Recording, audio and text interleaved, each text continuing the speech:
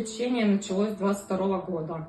Почувствовав общее недомогание, обратилась в медицинскую клинику, где, проходя обследование, обнаружена была онкология молочной железы, карцинома неспецифического типа.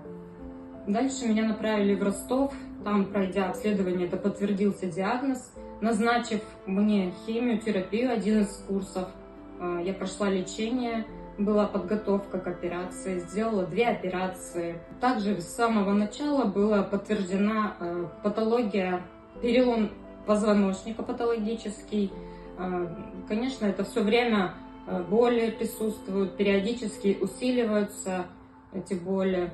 Сейчас, в августе этого года, я не смогла уже ходить. Боли усилились, и позвоночник мой не выдержал, просел позвонок. Один стерся, второй просел и придавил мне нервное окончание.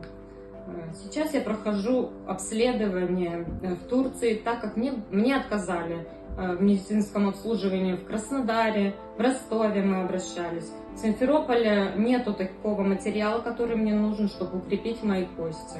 Была бы благодарна за поддержку, за финансовую помощь, потому что лечение в Турции обходится очень дорого.